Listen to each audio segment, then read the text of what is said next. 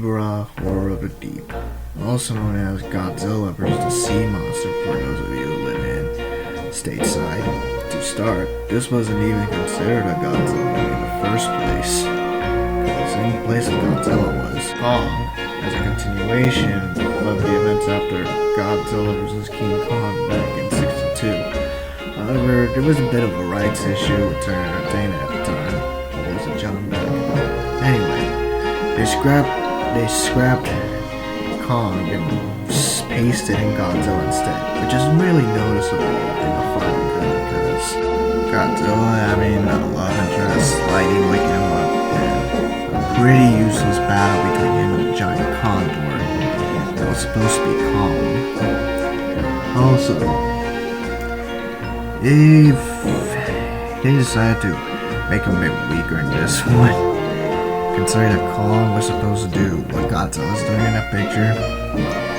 So, yeah. This is the start of what I consider the Dark Age of Godzilla. Even though it's a pretty good flick, the writing's a bit bland, special effects are kind of off, considering that these are made by S.KullRandom. The score is okay at times, but sometimes it's just plain annoying. And Mothra gets shoehorned in a cameo as sleeping before waking up in the last 5 minutes of the film and simply knocks Godzilla aside before going back. This is basically the start of the Dark Age of Godzilla, where the films are not as good and some stuff is cheesy and other scenes are pretty much questionable. So, aside, let's begin. The plot begins with a brother finding his long-lost twin, I think, as it is believed that he is lost at sea, but some witch doctor believes he's alive, so he hijacks a boat, which, accordingly, is robbed by a bank robber. So he hijacks it, takes it to the ocean, tries to find him. However, in the middle of the ocean, they find a giant claw rising out of the sea and smashing their boat to pieces. Next thing you know, they wake up in an island and they try to get off it, only to find out that that giant claw they saw earlier in the night was Ebirah, or Ebirah, whichever dub you watched. A giant lobster who is patrolling the waters off his supposed habitat. And he is seen destroying ships and even eating people who escaped from the ship or the island or something. I mean, it's revealed that he is taken prisoner as like a watchdog by this terrorist organization that makes nuclear weapons for war. And they make this juice to deter him out of the way so they won't be killed. Clever, yet cheesy. So anyway, they end up seeing that there are a bunch of captured natives off of Infant Island working for them, against their will, I might add. And they decide to wake up Godzilla in the middle, who's sleeping inside of a cave. No thanks to Ghidorah after a bit of a stalemate in Monster Zero a year prior. So they wake him up using a machete and a lightning rod. He gets up and heads towards the sea, and he encounters Ebirah.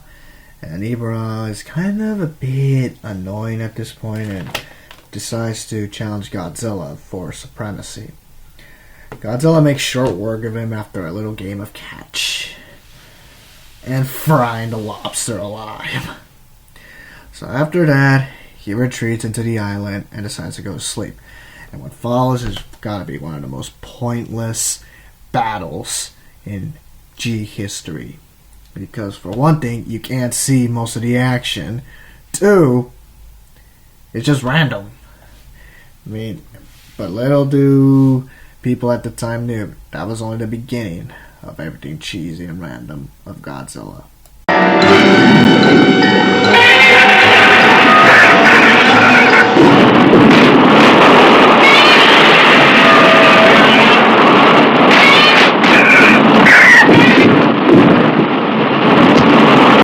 That has got to be the most pointless battle in Godzilla history.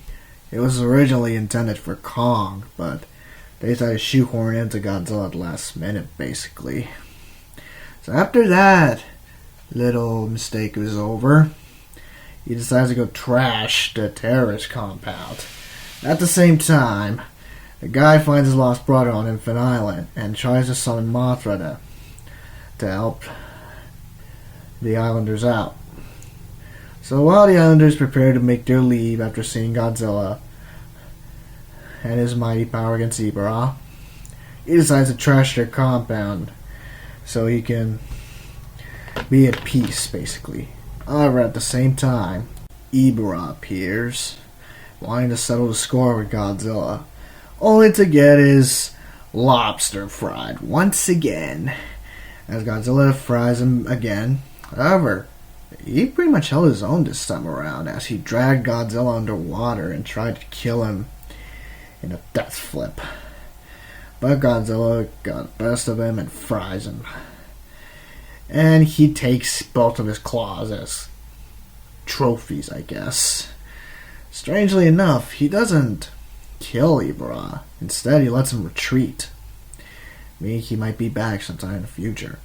Well, once that's done, Mothra appears. And after a whole hour and 27 minutes of sleeping, she wakes up, finally going to the rescue of her people. You know, for a goddess, she's pretty lazy and pathetic. Reminds me of another familiar one from an anime I watched. Coincidence? Anyway, enough of that.